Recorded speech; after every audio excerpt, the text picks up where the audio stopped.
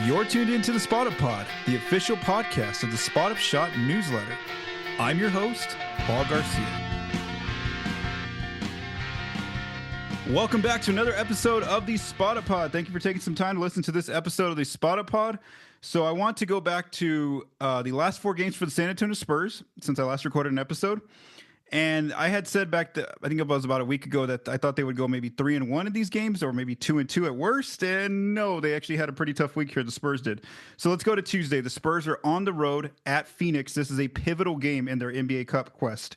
So what the game circumstances were: if the Spurs won, they would have locked up Group B and moved on to the knockout rounds. However, if they lost, it pretty much eliminated them from moving on to the knockout rounds. There was all these different circumstances in play that had to go their way that were very tough. And unfortunately for the Spurs, their three ball really, went ice cold at the worst point of the season on this night in Phoenix. So they end up losing by 11 points in Phoenix. I do want to say the Suns were favored by 7 points, so it's not like a shocker that they ended up winning this game. The Suns, they were at home. They had all three of their core players, KD, Devin Booker, and Bradley Beal available, even though KD did get hurt in this game and he didn't return. But still, Phoenix basically controlled throughout the game. They led by as many as 17 points, and for the Spurs, they shot a season low in three-point accuracy on this night. They just cannot get a three ball to go down. And the only player who had it going from distance and actually from the floor overall was Devin Vassell, but all his other teammates were struggling from three on this night. And so the Spurs did not get to move on to the knockout rounds of the NBA Cup, and so they ended up losing to Phoenix by 11 points. Then we go to Thursday. The Spurs are back home in San Antonio. They're hosting the Chicago Bulls. And the Spurs are actually favored by 2 points in this game against the Bulls. The Bulls had multiple players out. I do want to say that the Spurs were also without Victor Wembanyama in this game. But Chicago pretty much led all game. Their high paced offense really, really, the Spurs' defense really had a tough time containing them with their 3-point shooting, their ability to kind of kick, dribble inside, kick out. Also, Nikola Vucevic had a big game. I think he had like 39 points in the post with Victor not available. And so the Spurs did end up losing this game by 15 points. And on this night on Thursday, the Bulls set a new Spurs opponent season high 139 points. Things didn't get better on Friday. The next night, the Spurs are back at home. They're hosting the Sacramento Kings, who they have beaten twice this season. The Spurs have defeated the Kings once in San Antonio and once in Sacramento. But all of a sudden, without Wemby, that defense could not keep up. The Kings scored another opponent season high 140 points on the Spurs' defense this night. Sacramento was favored by 7. I do want to note that as well, since the Spurs were without Victor. And the Spurs ended up losing this game in a blowout by 27 points. They did lead early against Sacramento, but then the Kings came back and tied them in the first quarter. And then, like I said, the Kings led by as many as 27 points. So the Spurs, as of Friday, they were on a 3-game losing streak, which was their longest losing streak so far this season. And then on Sunday, the Spurs finally got some good news here, where they actually picked up a win. So on Sunday, December 8th, they were hosting the New Orleans Pelicans, who are without multiple players. They've been just ravaged by injuries this season. The Pelicans have been. And the Spurs were favored by 7, so they were expected to win this game. But it wasn't an easy game for the Spurs. Both teams kind of battled throughout. The largest lead for San Antonio was 11. The largest lead for New Orleans was 8. And basically in crunch time, the Pelicans kept fighting back. They actually took a 2-point lead in crunch time. CJ McCollum got a floater to go in, and it was Wemby who stepped up for the Spurs. He hits a pick and pop 3 to put them ahead by 1 point. Then the Spurs get a stop. Wemby gets fouled, goes to the free throw line, knocks down both critical free throws. Then Spurs get another stop. Wemby gets fouled again, and then he knocks down another to 2 free throws. So basically, Wemby scored the last 7 points for San Antonio in crunch time to help the Spurs hold on for a 5-point win against the Pelicans. And so so that was their only win of the week. Like I said, it wasn't what was expected for them. So basically, Vegas thought that the Spurs should have gone 2-2. Instead, they actually struggled here. They went 1-3 with that only win coming in against New Orleans. And so overall, where are they through 24 games? They are now 12-12 overall, so 500 team again out west, and they are 11th out west. So still kind of right there in that play-in range, knocking on that door. They're not too far away from some of those teams who are in front of them. So one thing about the New Orleans game was that, unfortunately for the Spurs, they sustained multiple injuries throughout this game to different players in their core lineup. So first, Wemby actually hurt his back a little bit. It looked like he hurt his back that he had previously had that injury, so he actually left to the locker room. The team didn't roll him out for the game in the first quarter, so then he actually comes back in the second quarter and finishes out the game. Stephon Castle also got hurt, where he was trying to go for a loose ball with who was it, Jeremiah Robinson Earl of the Pelicans, and he kind of like looked like he got his shoulder kind of tied up there. So Castle ends up going to the locker room as well in the second quarter, but he eventually returns as well and finishes out the game. So that was good news for the Spurs that Wemby and Castle were able to come back. But Zach Collins got hurt, a lower back injury in the first quarter, early in the first quarter. In his minutes, he tried to contest an inside attempt, and he kind of fell on his back. And so Zach ended up going to the locker room, and then he never returned. The Spurs ruled him out for the rest of the game. And then Keldon Johnson got hurt in the second quarter, where it was a non-contact injury. He was kind of just standing on the baseline when the play wasn't in motion, and he kind of just had a left calf strain. Spurs acting head coach Mitch Johnson after the game did say that, initially the team thought it was a cramp, but that he didn't really have any more details after the game. So again, we'll kind of see what happens. And then I haven't really discussed this on the Spot Up Pod, but Tre Jones also got hurt recently. In one of the games where he hurt his left shoulder kind of on an illegal screen by one of the defenders for another team. And so Jones, Mitch Johnson mentioned, is going to be out for multiple weeks or a few weeks, he said. So that's kind of the topic there, is just more so the injuries that the Spurs have sustained. Again, because the team is off for 4 days straight, we don't really know the situation with Zach and Keldon, how significant those two injuries are. Maybe they're just, maybe they can be day-to-day kind of injuries. We haven't really got an update. I know the team will probably be practicing this week, so we might get an update. If not, we'll have to wait till Friday when they get back into playing games against the Portland Trailblazers. But again, they are going through an injury bug right now. The Spurs are, to multiple players in the core roster. Also, this past week, the Spurs, I just want to go through some news and notes about some different awards for some different Spurs players. Before I get into some of the league awards that were handed out, I want to talk about one player on the Spurs who made a huge, not really award, just a milestone in his career, and that was Chris Paul. On Sunday against the Pelicans, Paul basically entered that game. He needed 3 assists to pass Jason Kidd, who is second in all-time assists. John Stockton is number 1 in that category. And so that was kind of what the anticipation going into the game was. Was Paul going to break that record? And sure enough, he did. Basically, he didn't get any assists in the first quarter, but in the second quarter, early on, Keldon Johnson got it before he got hurt. He got a floater to go in. Then Paul found Harrison Barnes in the corner for an open 3, and Barnes hit the 3. So now Paul was just 1 assist away from getting the record here. And so sure enough, on an inbounds play, he kind of just throws the ball into Victor. Victor's deep from 3. He shoots that ball, and it goes right in. And so there it was. Paul got to that new assist record, which was 12,092 assists to pass Jason Kidd. So he's now second all time in assist. And it's just the player who leads there is John Stockton. But again, it was a big milestone for Chris Paul.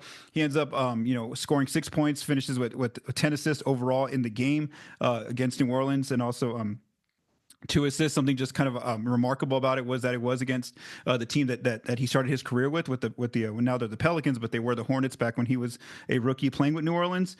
And then it was just, he had a really good post-game speech about how he thanked his family and just kind of everyone who supported him over the years. And so I did write that up over on the spotupshot.com if you want to read that. And then the Spurs have been doing a really cool job, their social media team, of putting out different videos. They showed a reaction from the locker room when the players post game, when they kind of celebrated with Paul. It was really cool. He gave a very emotional speech to the team. They got excited in the locker room. And then also the Spurs social media team, like I mentioned, has been putting out some pretty cool videos, having different interviews with former teammates of Chris Paul, like Blake Griffin, DeAndre Jordan, just players that he's kind of assisted to throughout his career. And so that's been kind of cool to see, all the accolades that Chris Paul's been getting these last 48 hours or 24 hours, I guess you would say, since he broke that assist record. So again, that was props to Chris Paul for getting that record. And then some other news that came out from the league this past week that I didn't get to cover here was that there's a brand new award called the Defensive Player of the Month award. There's one for the Western Conference and one for the Eastern Conference, and Victor won that award, to no surprise, in the West for the months of October and November. They kind of combined the 2 months. The NBA usually does that, because October is only like a week or two of season play.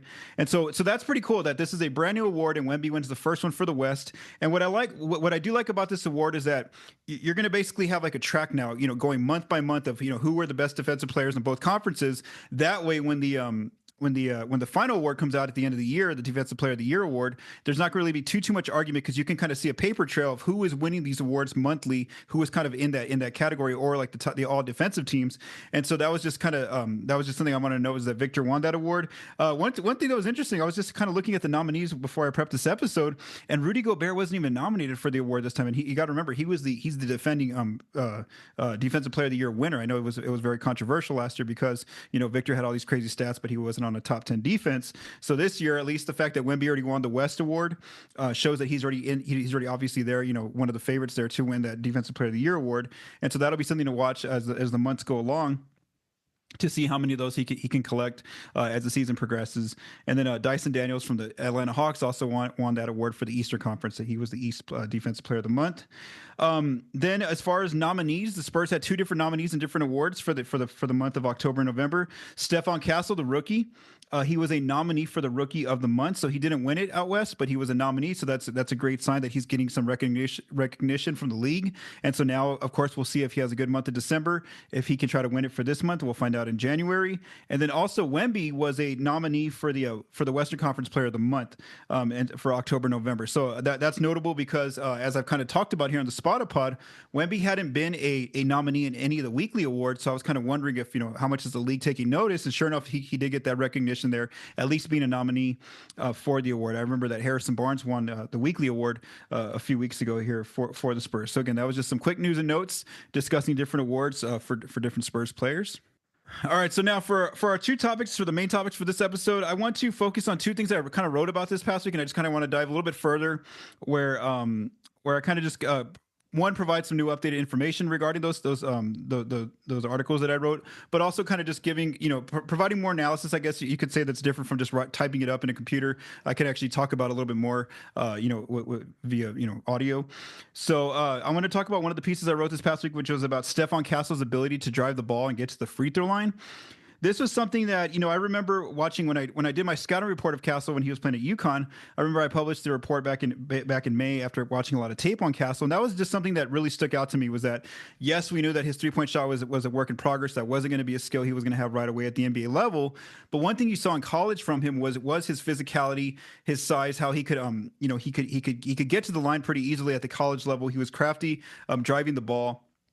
We didn't see as much point guard play, I would say, in the tape. At the college level, I think he's definitely been playing way more point guard with the Spurs. He was more so, off ball. Sometimes, they had him at different roles, at UConn. And so just kind of what I want to do here is just kind of, go through some updated numbers and kind of just reflect on what I wrote there and kind of how it still matches the eye test from what we're seeing from Castle as just a rookie. So for one thing, we know that he definitely likes to attack in the paint. 48% of his shots right now are coming from the paint. The good thing about these shots is that he's trying to get to the closest point of the rim, which is that dunk layup range within 4 feet of the rim. 32% of his paint shots come from that area, and only 15% of his paint shots come from that floater range, which is outside the restricted area, which is an inefficient area. He shoots about 28% from there, whereas when he's actually attacking the rim at the closest point, he's making 61% of his shots there. He also, one thing that you see about his drives, what they're doing for him is that they're allowing him to get going in crunch time. The Spurs have depended on him multiple times to get buckets in crunch time, and that's where some of these numbers are reflected. In crunch time, he has 7 makes so far this season, and he actually has the best shooting percentage, amongst players who have taken like over 3 or 4 shots. He's made 58% of his shots in crunch time, and so he's tied with Wemby right now in made shots during crunch time. And from the free throw line, he was actually leading the team with 5 of 6 made free throws. He and Keldon Johnson had 5 made free throws, but then Wemby actually passed him up yesterday when he had those 4 free throws in crunch time in a row that he made. So he's basically second behind Wemby in getting to the free throw line in crunch time and also making shots, making free throws.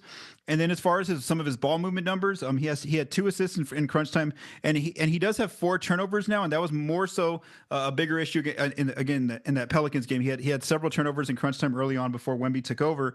And again, before, when I had written this article, he was actually that number was a little bit lower there. But again, it's showing that his driving ability is having a a big impact, especially in one of the most crucial times of the game, which is crunch time, where the Spurs are very good this year. They're actually 6-3 in crunch time right now. They are tied for third in crunch time winning percentage with the Boston Celtics. And again, Castle has been part of a lot of those games. He's only sat out of one crunch time game, and so the Spurs is, you want to give some credit to him. I know Chris Paul's there, providing that veteran leadership, making sure that the players don't kind of fall apart there. Harrison Barnes as well. You got Victor stepping up, different players, Keldon Johnson, Devin Vassell has been in crunch time games. But again, Castle has been a big part of that. You have to give the rookie some credit there. And then one thing I noted too in that article was that the Spurs are really not putting a lot of limitations on him. I know that he's only a rookie, but he's got a 22% usage rate, which is basically second in the starting lineup behind only Victor. Victor, of course, leads the team in usage at, I think it's like 30% or 31%. But that's good for the Spurs. The fact that they're letting Castle kind of operate, kind of figure things out. Letting him run pick and roll, letting him try to attack when he thinks he has an advantage on someone. So that's one thing about the Spurs. They're not really limiting his attempts. He's going to make some mistakes at times, as Coach Mitch Johnson has said, but he a lot of times he makes up for them because he makes plays on both ends. He's not just an offensive player; he's a defensive player first. And so that's something that I wanted to note as well. As his usage percentage is pretty high on the team, and that's good to see that the Spurs are giving him those opportunities to kind of figure out the NBA game in year one. They're not really putting a lot of limitations on him. They're allowing him to make some mistakes and kind of just figure out the NBA game. And like I said, it's showing early on that he's being productive, especially in driving the ball. When we look at his drives numbers, these are per Second Spectrum via NBA.com.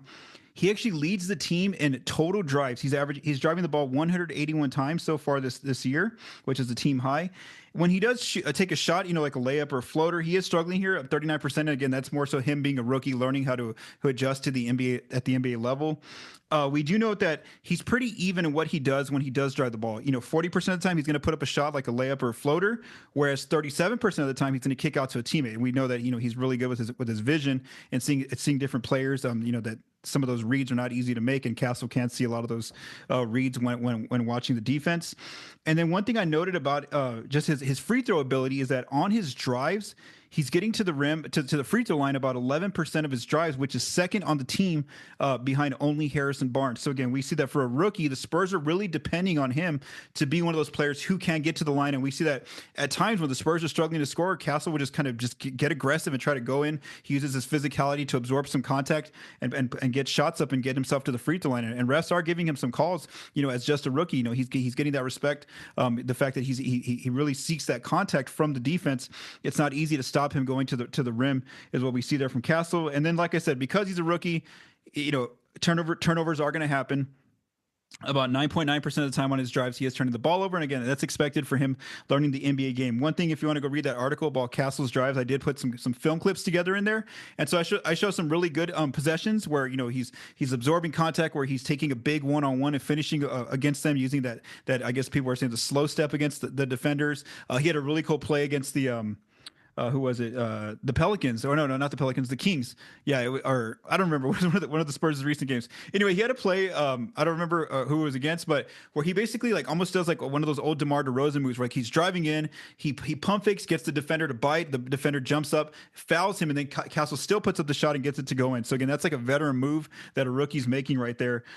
Castle is able to do so. Again, there's some film there on some of those kind of plays, and then of course, like I mentioned, there's some film on the plays where he's it doesn't look so good for Castle, where he's learning as a rookie to sometimes he kind of rushes it in, where he thinks he has an angle to get to the basket, and then he realizes, oh no, there's multiple defenders here, so he kind of just resorts to throwing up a floater from like 6 feet out. That's obviously not an accurate shot that usually that misses most of the time.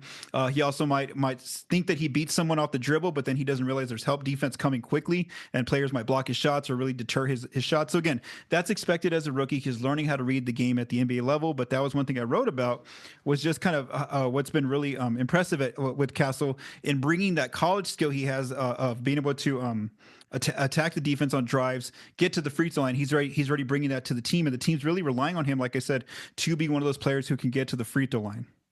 All right. So the other piece that I wrote this past week, if you want to go read it over on the spotupshot.com, is I wrote a question that was one. It was more prevalent, I guess you would say, at when the Spurs were on that 3-game losing streak, because it's obviously easier to find more things to diagnose about, what is the issue with why they are losing. And so one of the big takeaways this past week when they were losing these games on these 3-game losing streak was this pattern that they've had where they fall behind early by double digits. they claw back and they try to make these comebacks in the second half. And, credit to them that they're good in the second half. But, one of the big issues that players have brought up, and even Coach Mitch Johnson has brought up, is just the fact that they keep falling into these holes. I remember it was Chris Paul who was specifically called out the first quarter, where he was like, he had multiple interviews where he's like, for some reason, all the analytics say it, that like, we're really good in the third quarter, but we're just not. We struggle so bad in the first quarter. And that's kind of something that Paul's mentioned multiple times after games when the Spurs lose.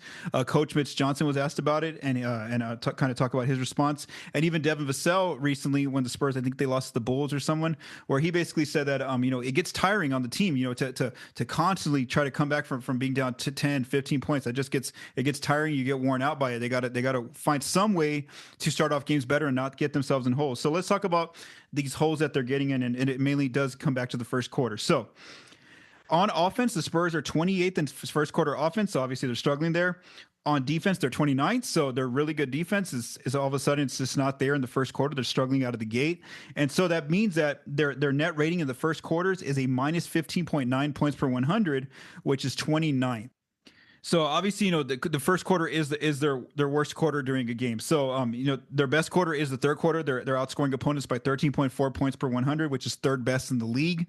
Then their next quarter that's pretty close is the fourth quarter. They were actually winning this quarter before the 3-game losing streak. They were up. They had a positive net rating in the fourth quarter, but then when they started going on that losing streak, they started to lose some of those fourth quarters. So their net rating right now in the fourth quarter is barely a minus 1.7 points per 100, which is 18th. So again, barely there. If they get a few more wins and start getting some better play in the fourth quarters, they might be able to flip that again and get it back to a winning quarter for them.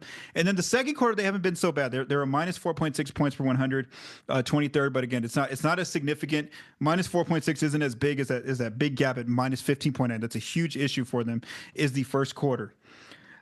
So one thing before I get into some of the numbers about why, my observations from why they're struggling in first quarters, I do want to say that, regarding those holes that they fall in, they do fall into some double-digit holes. They basically have trailed by 10 points in 67% of their games this season, and they are 5-11 when they fall behind by 10 points. So again, they are capable of making comebacks, those double-digit comebacks, but again, it's only been 5, and then the 11 other times they've lost those games. Regarding 15-point deficits, when they fall behind by 15 points or more, they fall behind by 15 points in 50% of their games. That's half their games, and they are only 3-9 when down 15. So again, they've made 3 comebacks when down 15, but they've lost the other 9 games. So again, that's why Vassell's mentioning how they just cannot keep coming out in these holes, because it gets harder to make those comebacks. And of course, we saw against the Bulls, against the Kings, they try to make some sort of comeback, but it wasn't their night, and they weren't able to do that, especially when they fall behind by so many points. So what I did was I basically looked at the first quarter numbers, and I basically I like to look at the 4 factors, because it kind of tells you what is the team, what are the main issues for the team. Is it shooting? Is it the opponent shooting? Is it turnovers? Is it getting to the foul line? Is it offensive boards for the other team or yourself? And so it really just lays out those things, and I kind of just broke it down into the quarters. And so here were my takeaways. So some good things about the Spurs in the first quarters.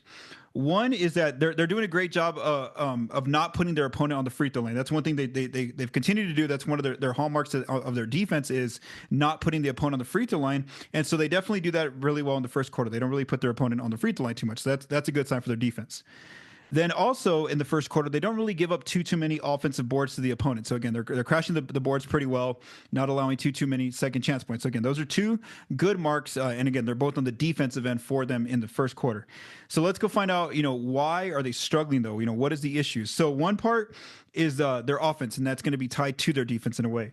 So first, they're shooting. They just struggle coming out of the gate. They just don't make shots really well. I think part of it too might be their shot selection. I noted, before that game against the Pelicans, that 60% of their shots in the first quarter come from 3, and 40% come from inside, inside the arc. And so again, if you're just starting out a game, if you're not quite in rhythm yet, you're kind of just trying to figure out your rhythm. It is harder to be relying on those outside shots.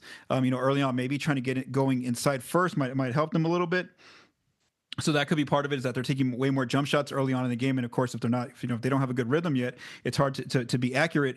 I looked at the players' effective field goal percentage, a lot of the core rotation players, and only 2 players shoot better in the first quarter than they do throughout the entire game.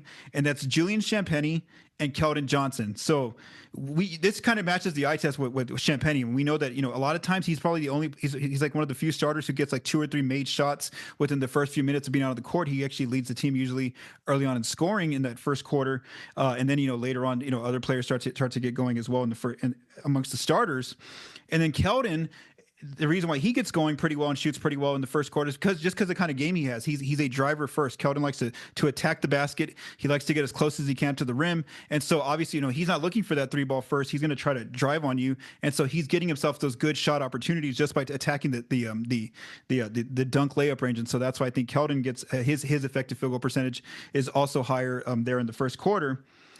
Then one of the other issues for their defense is the opponent shooting. So all of a sudden, opponents are shooting very well against them in the first quarter. So what I noted here is that part of it is the shot selection. Opponents now, they don't take as many looks from 3 against the Spurs' defense in the first quarter. They actually take only I don't remember what the number was, but they definitely take more 2s and 3s against the opponent against the Spurs defense. So again, they're trying to go more inside, try to get those shots closer to the basket first before resorting to the outside shots. And then part of the opponent's shooting might be just the Spurs defense feeling out the opponent. They're playing another team, another new 5 players. Figure out what are they trying to do on offense, and maybe that's why we see that in the third quarter they're really dominant defensively, is because now they figure out how best to guard the opponent. They know their schemes, their strategies. So again, I think that's partly just kind of feeling out what is that offense doing. Another part is when you shoot bad on offense, defensively it's tougher to get stops because you can't quite get in the half court. You're missing shots. The team's pushing the ball against you, so you're playing more so in transition. Also, what I'm going to talk about next is the turnover situation. The Spurs turned the ball over a lot more in the first quarter, so that puts their defense, on their heels, and they're constantly having to play out in transition. And so, that allows the opponents to get better opportunities as well. So again, those are some of the reasons why I look using both the eye test and also the numbers, why I think that the opponents are shooting very well in the first quarter. One thing the Spurs also don't do as much in the first quarter is get to the foul line. Again, it's kind of hard to kind of get that momentum of like trying to draw fouls early on when the game's just starting. Teams are kind of figuring out how to attack each other, and so that's something that we do notice is that if they're taking a lot more jump shots, the Spurs are taking more 3s early in the first quarter. Of course, they're not going to get as many foul calls, and so that's just something that I've noted. Even a player like Castle, who gets a lot of free throws, he doesn't really start attacking till like the second quarter and beyond is what his tendencies kind of show. He's not really he's more so looking to pass to players or kind of just get attack on layups and things like that when he first gets out there on the floor. And then, like I mentioned earlier, one of their big issues in the first quarter is turning the ball over. Part of that is just like I said, maybe they're just feeling out the defense now. They're trying to figure out how is the defense guarding Wemby or whoever's out there, the main playmakers. How are they guarding them? How are they scheming that way? And so that could be a part of it. When Mitch Johnson was asked about, what is there like a pattern, I guess, or I forgot. He has a certain word. Is there like a connection between what's going on with the first quarters? He just mentioned how basically lack of energy. He had used the word lethargic early on in first quarters. That I don't know what it is, but they just don't come out with a lot of energy. The Spurs, and then all of a sudden, they get it going in the second half or the second quarter and beyond. They start to kind of push back and start to find that momentum. So that's just part of it too. Is just kind of I don't know if it's a mental thing, just kind of starting with the right mindset and being more aggressive about it. And then the last thing is just they don't get a lot of second chance, a lot of second chances, a lot of offensive rebounds in the first quarter. So again, the fact that they're missing a lot of shots means that there's opportunity there to get some different boards, offensive boards for second chances, but they don't quite crash the offensive glass.